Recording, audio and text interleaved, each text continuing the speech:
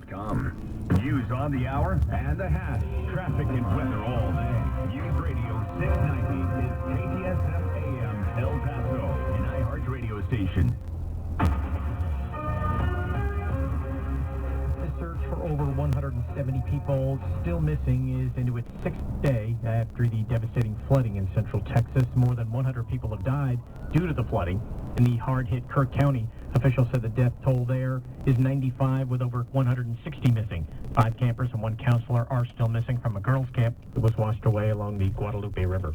The head of the Catholic Church wants to host peace talks between Russia and Ukraine. Pope Leo met with Ukrainian President Zelensky in Italy today. The Vatican said the pontiff and Ukrainian leader discussed the importance of dialogue as the preferred means of ending hostilities. Russia previously has rejected the Pope's offer to host negotiations. The Atlantic hurricane forecast has been slightly downgraded. In a new update, Colorado State University researchers say instead of 9 hurricanes forming in 2025, its new forecast calls for 8. That's still above an average season, which is normally 7. CSU will issue one more outlook on August 6th.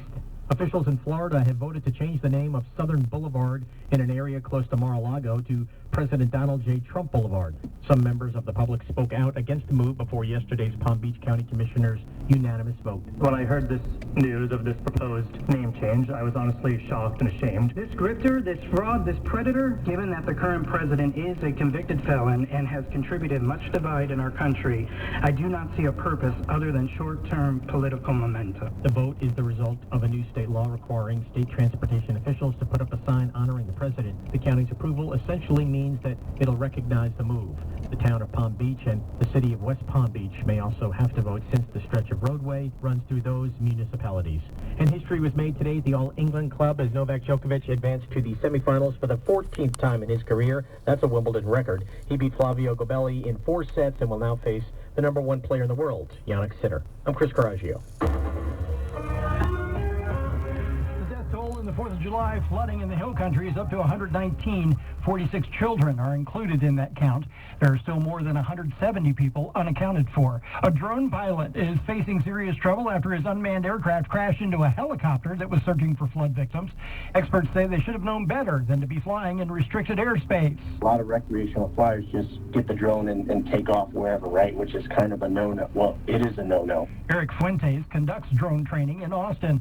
Kerrville police say this was not the only incident involving a drone flying where it shouldn't. The FAA is investigating the reports.